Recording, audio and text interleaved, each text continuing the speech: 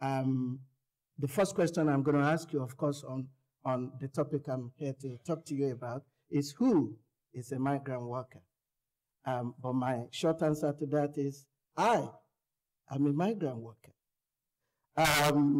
Because the element of migration and the occupational engagement that follows it is what really underlies the definition of a migrant worker, where people who have left our home, our country, our villages, and we've come to this society that when you were a small boy, we were thinking, oh God, throw me there, and that's my paradise. But the realities of life when we get in is that we are coming to step into a different kind of life where we need to study how things are done in those places. We have to, now many of us come to a particular society where rule making and rule observation is key to everything that's done here. And that is really the key element of the challenges that face many immigrants coming into the UK. The man from the Caribbean, from Barbados, who came to England in the 40s, came to a different England, to the England that anyone arrived in the 70s.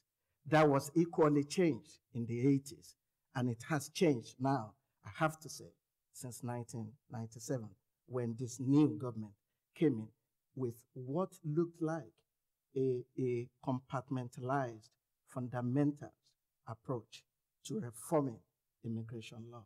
Whether it's worked for us for the past 10 to 15 years, or it hasn't worked for us for the past 10 to 15 years, what we need to do, the threshold for assessing the differences that has made, will be what we're going to face in the next 10 to 15 years. Now, the problem with immigration is not just numbers. It's about effective management of people who are in the country. We have been very unfortunate with the economic trend in the last 2 to 3 years. What we forget, too, is that even though we're now feeling the burden of the additions that we get through net gain in migration, we're forgetting, too, that we had in the past benefited from people like my great uncle from Barbados, who, when they were invited into the country, were invited under what we called a doctrine of necessity. When England, when Britain required the kind of personnel, services, support that they can only get from immigrants, they were heavily recruited because we were building a country. Now that is the country that we now have.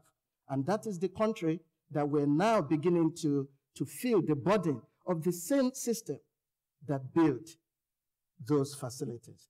I think in the last couple of years, we've made tremendous improvement in terms of, one, appreciating the fact that there are people in the country whose systems, values, and beliefs are different to the ones they're now living under.